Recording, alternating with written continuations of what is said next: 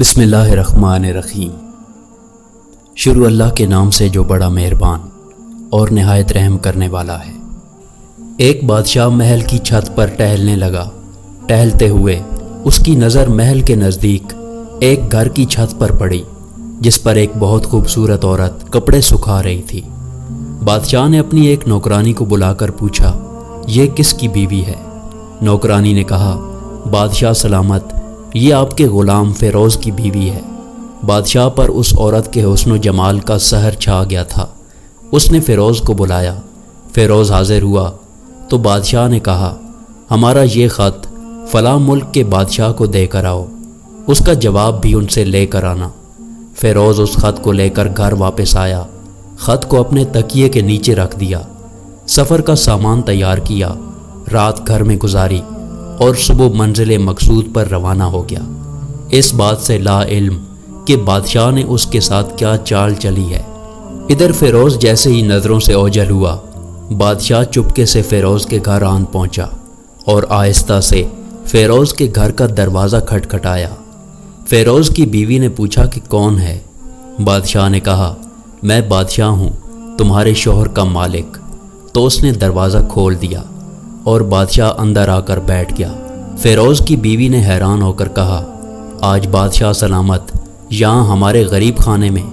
بادشاہ نے کہا کہ میں یہاں مہمان بن کر آیا ہوں۔ فیروز کی بیوی نے بادشاہ کا مطلب سمجھ کر کہا، میں اللہ کی پناہ چاہتی ہوں، آپ کے اس طرح آنے سے مجھے کوئی خیر نظر نہیں آ رہی۔ بادشاہ نے غصے میں کہا، اے لڑکی، کیا کہہ رہی ہو تم؟ شاید تم نے مجھے پہچانا نہیں، میں بادشاہ ہوں، تمہارے شوہر کا مالک۔ فیروز کی بیوی نے کہا، بادشاہ سلامت، میں جانتی ہوں کہ آپ ہی بادشاہ ہیں، لیکن بزرگ کہہ گئے ہیں کہ شیر کو چاہے جتنی بھی بھوک لگی ہو وہ مردار نہیں کھاتا، اور بادشاہ سلامت، آپ اس کٹورے میں پانی پینے آ گئے ہو جس میں آپ کے کتے نے پانی پیا ہے۔ بادشاہ اس عورت کی باتوں سے بڑا شرمسار ہوا اور اس کو چھوڑ کر واپس چلا گیا، لیکن اپنی چپل وہیں پر چھوڑ آیا۔ اب فیروز کو آدھے راستے میں یاد آیا کہ جو خط بادشاہ نے اسے دیا تھا وہ تو گھر پر ہی چھوڑ آیا ہوں۔ اس نے گھوڑے کو تیزی سے واپس موڑا اور اپنے گھر کی طرف لپکا۔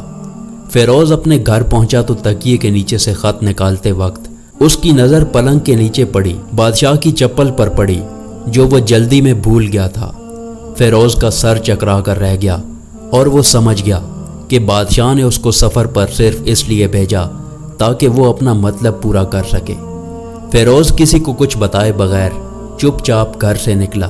خط لے کر وہ چل پڑا اور کام ختم کرنے کے بعد بادشاہ کے پاس واپس آیا تو بادشاہ نے انعام کے طور پر اسے 100 دینار دیے۔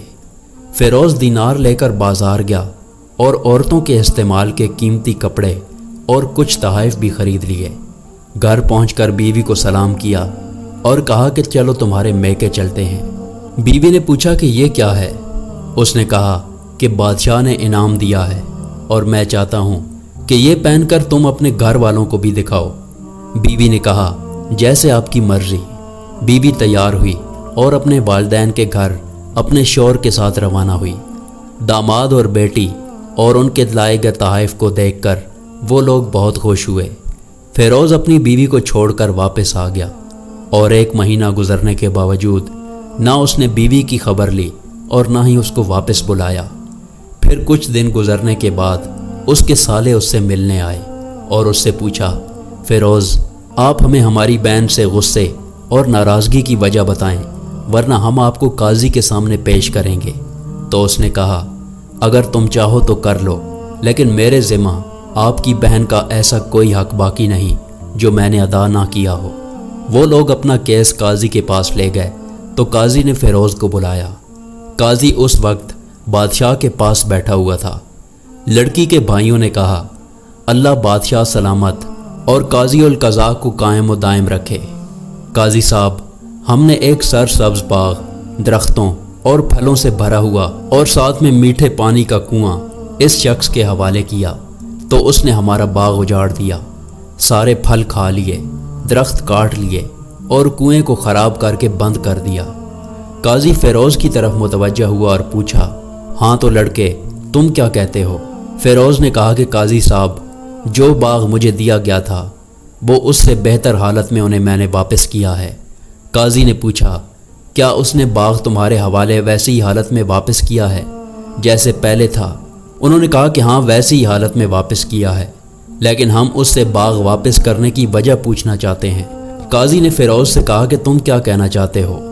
فیروز نے کہا، قاضی صاحب، میں نے باغ کسی بغض یا نفرت کی وجہ سے نہیں چھوڑا، بلکہ اس لیے چھوڑا کہ ایک دن میں باغ میں آیا تو اس میں نے شیر کے پنجوں کے نشان دیکھے، تو مجھے خوف ہوا کہ شیر مجھے کھا جائے گا، اس لیے شیر کے اکرام کی وجہ سے میں نے باغ میں جانا بند کر دیا۔ بادشاہ جو ٹیک لگائے یہ سب کچھ سن رہا تھا، اٹھ کر بیٹھ گیا اور کہا، فیروز، اپنے باغ کی طرف امن سے اور مطمئن ہو کر چلے جاؤ، واللہ اس میں کوئی شک نہیں کہ شیر تمہارے باغ میں آیا تھا، لیکن وہاں پر نہ تو کوئی اثر چھوڑ سکا، نہ کوئی پتا توڑ سکا، اور نہ ہی کوئی پھل کھا سکا۔ وہ وہاں پر تھوڑی دیر رہا اور مایوس ہو کر لوٹ گیا۔ خدا کی قسم، میں نے کبھی تمہارے جیسے باغ کے گرد لگی مضبوط دیواریں نہیں دیکھی۔ فیروز کو بادشاہ کی اس بات پر یقین آ گیا تو وہ اپنے گھر لوٹ آیا اور اپنی بیوی کو بھی واپس لے آیا۔ نہ تو قاضی کو پتہ چلا اور نہ ہی کسی اور کو کہ کیا ماجرا تھا۔ اس کہانی سے یہ سبق ملتا ہے کہ اپنے گھروں کے بھید کسی پر ظاہر نہ ہونے دیں۔ ویڈیو پسند آئے تو اس کو لائک کریں اور ہمارے چینل کو سبسکرائب کریں۔ شکریہ۔